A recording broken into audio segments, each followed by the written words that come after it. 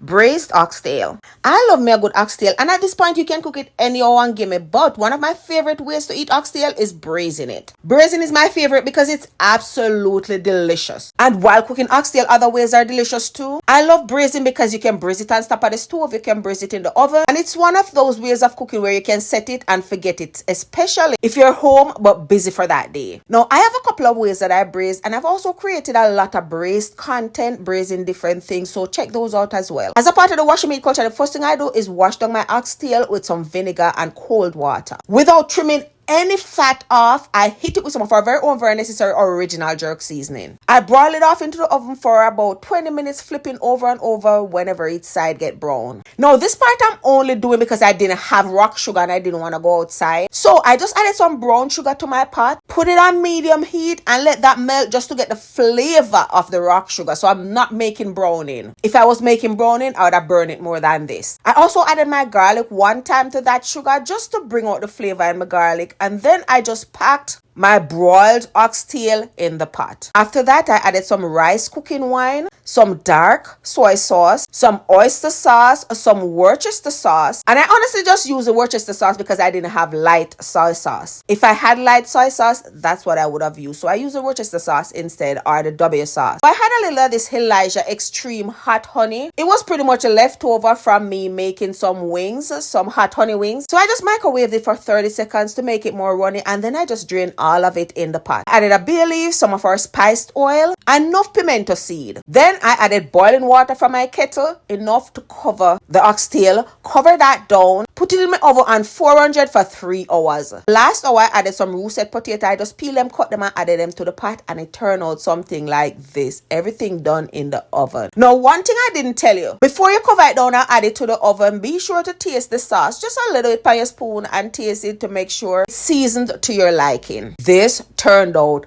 perfectly cooked, and oh my god, so delicious. Now, the reason I like to broil off my oxtail in the oven, just broil off the fat instead of cut it off. The fat create flavor. At the same time, you're getting rid of the oil. So if you notice, my oxtail not cook with no whole heap of oil because all of that did burn off, broil off in the oven in the beginning. And believe you me, it creates flavor similar to if you would grill it off outside on your grill pan. You just don't get that grill smoke. And can you believe me cook this one time, seasoned up one time, and if you notice, the only seasoning I put on it was a jerk seasoning. I just seasoned it with the original jerk seasoning right before I broil it off in the oven. So I never cook it with no Creole seasoning, all-purpose, none of them seasoning there. I mean, know you see how beautiful this look, served up with some coconut rice and some seasonal vegetable, but a taste, if you taste it, the perfect color, the perfect texture, the perfect flavor. If you've never tried the braised method of cooking, I strongly suggest you do. Totally different taste from stewing, cooking down, currying, totally different taste. And as you notice, it's easy and it may not be quick, but it's delicious. Chef kiss delicious. So drop in the comment and let me know if you've ever tried braised oxtail, and if not, grab all your ingredients including the oxtail and go and make your own.